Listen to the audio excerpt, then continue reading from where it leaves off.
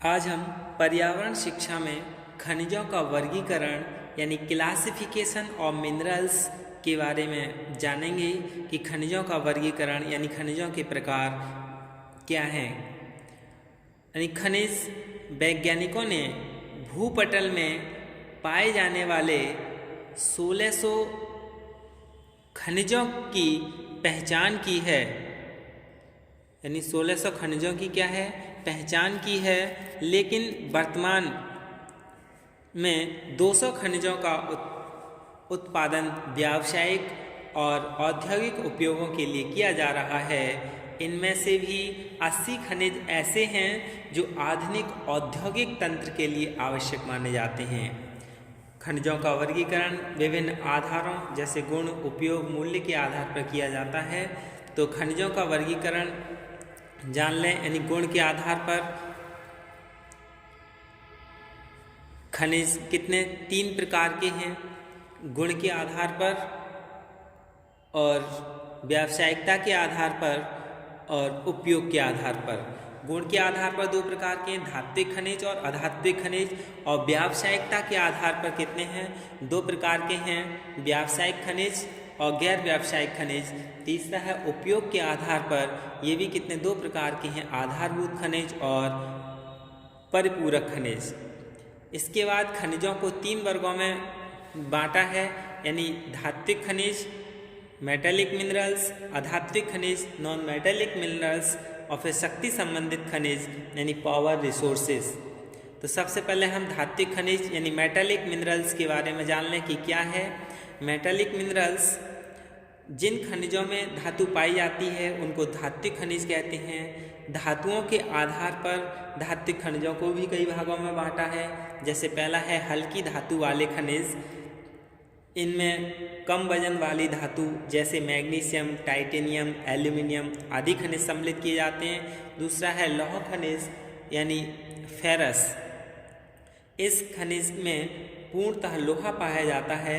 लोहे के अंश के आधार पर इसको मैग्नेटाइट, हेमेटाइट, लिमोनाइट और साइडेराइट में विभक्त किया है। फिर है लोह मिश्रित धातु यानी फेरो एलोइस, इसमें अन्य धातु के साथ लोहे का अंश भी मिला हुआ है। इस खनिज के उदाहरण हैं chromium, manganese, cobalt, nickel, tungsten, ये सभी इसमें आते हैं। फिर अलोह धातुएं यानी नॉन फेरस, इस खनिजों में यानी इन खनिजों में लोहे का मिश्रण नहीं पाया जाता है। अलोह धातु के बहुत सारे उदाहरण हैं टिन, जस्ता, तांबा आदि। फिर है बहुमूल्य वस्तुएं यानी सोना, चांदी, प्लेटिनम बहुमूल्य धातुएं हैं। ये धातुएं बहुत कम मात्रा में उपलब्ध हैं तथा बहुत कम स्थानों पर पाई जाती हैं। दूसरा है अधात्विक खनिज यानी नॉन मेटेलिक मिनरल्स। यह ऐसे खनिज हैं जिनमें धातु का अंश नहीं होता है। इस प्रकार के खनिज भी अनेक प्रकारों में बांटे जा सकते हैं। जैसे पहला है रत्न या मणि, यानी ये भी बहुमूल्य खनिज हैं। जैसे हीरा, पन्ना, नीलम, ये क्या है, ऐसे रत्न और मणि हैं जो बहुत महंगे हैं, बहुमूल्य हैं। फिर है खनिज रसायन, यानी खनिज रसायनों में नमक अधिक उपयोगी होता है जो हमारे दैनिक जीवन में अधिक उपयोग में आता है। इसके अतिरिक्त अभ्रक, जिप्सम, रत्का में इसके कई सारे एग्जाम्पल हैं। फिर इमारत बनाने वाली लकड़ी, यानी भवन निर्माण के लिए पदार्थ भी खानों से प्राप्त किए जाते हैं। इनमें बालू का पत्थर, संगमरमर, स्लेट, ग्रेनाइट, बेसाल्ट सभी सम्मिलित हैं। चूना पत्थर से सीमेंट बनाया जाता है। इसी प्रकार रेत का उपयोग कांच बनाने में होता है। फिर है खनिज उर्वरक। खनिज उर्वरक यानी इन खनिजों का उपयोग रासायनिक उर्वरक बनाने में किया जाता है। इनमें जैसे फॉस्फेट है, नाइट्रेट है, गंधक है, पोटास, ये सभी खनिज उर्वरक हैं।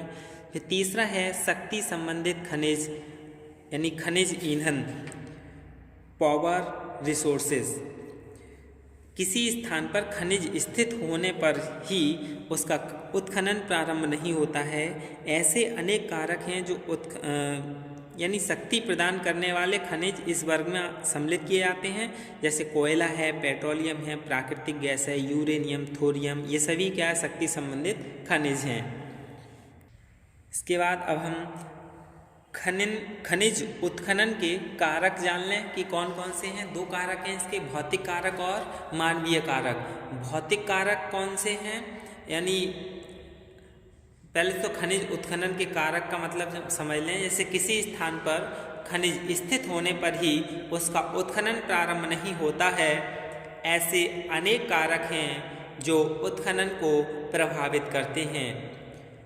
भौतिक कारक, इसमें खनिज की गुणवत्ता, खनिज भंडारों की स्थिति, खनिजों के निक्षेप का रूप, खनिजों का बाजार में मूल्य, खनिजों के भंडार की मात्रा, ये सभी देखा जाता है। और मानवीय कारक में अर्थतंत्र का रूप, परिवहन की सुविधा, सामाजिक राजनीतिक संगठन, लोगों का रहन सहन, प्रौद्योगिकी के विकास का स्तर, उद्योगों में मांग। फिर खनन एक लुटेरी अर्थव्यवस्था है, यानी खनन एक लुटेरी अर्थव्यवस्था कैसे है। जो खनिज करोड़ों वर्ष की अवधि में बनते हैं उनका मानव द्वारा दोहन एवं उपयोग इतने बड़े पैमाने पर किया जा रहा है कि कुछ क्षेत्रों में खनिज समाप्त हो गए हैं और कुछ क्षेत्रों में वे समाप्ति की ओर बढ़ रहे हैं। विडंबना तो यह है कि मानव द्वारा उपयोग में लाए गए खनिजों को पुनः पैदा नहीं कर सकता है, अर्थात भूमि से एक बार खनिज निकालने के बाद उस खनिज संपदा का सदैव के लिए विनाश होना है। वैसे तो मानव आदिकाल से अन्य प्राकृतिक संसाधनों जैसे मृदा, वनस्पति, जीव जंतुओं का शोषण कर रहा है। यद्यपि इन संसाधनों का भी विनाश तो हुआ है, लेकिन पुनरुत्पादन क्रिया द्वारा इनकी पूर्ति होती रहती है। खनिजों पर यह प्राकृतिक प्रक्रिया लागू नहीं होती, इसी कारण खनन एक लुटेरी अर्थव्यवस्था यानी रोबर इकोनॉमी कहलाता है।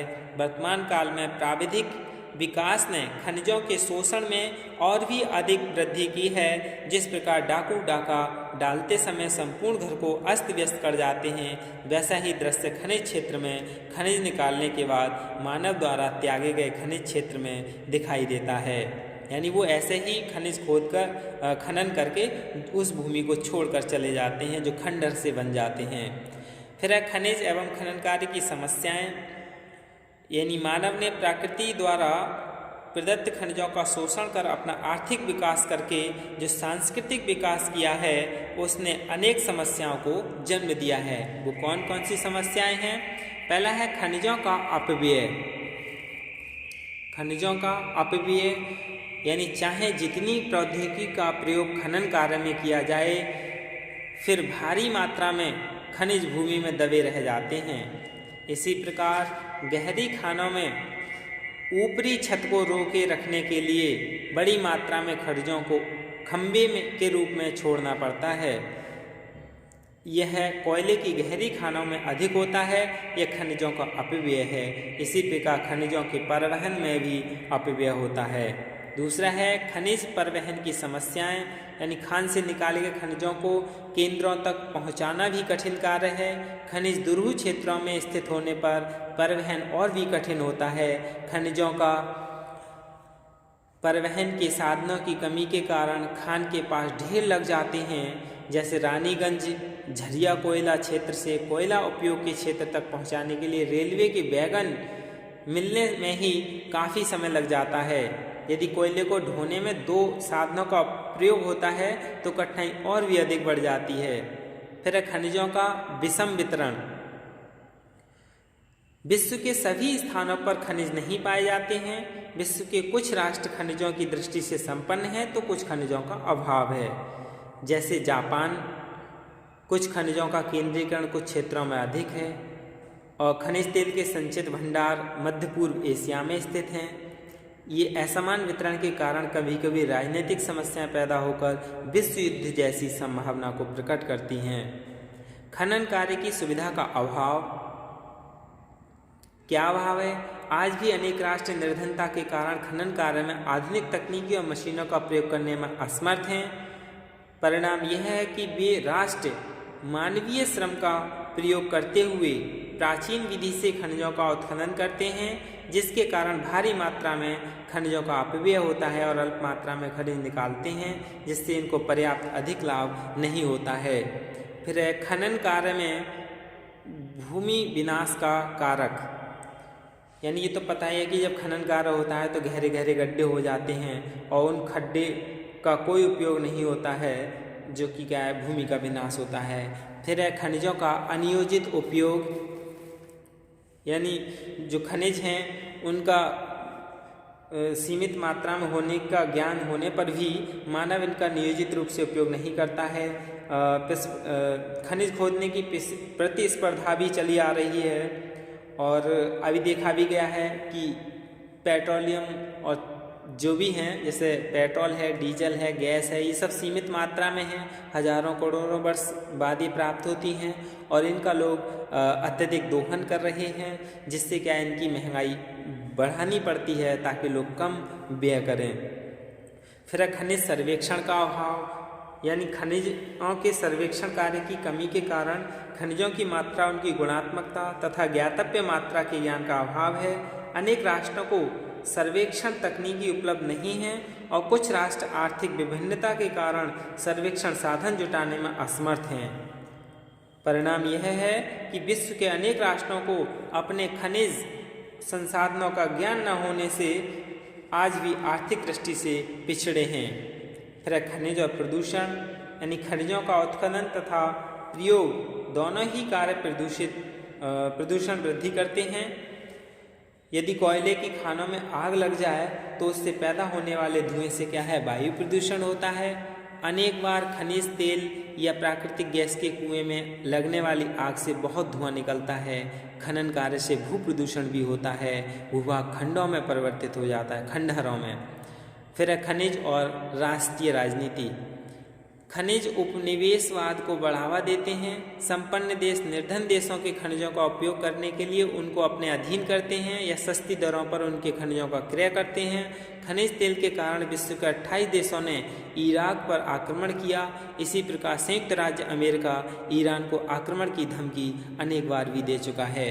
यही क्या है, खनिज एवं खनन कार्य की समस्याएं हैं। धन्यवाद।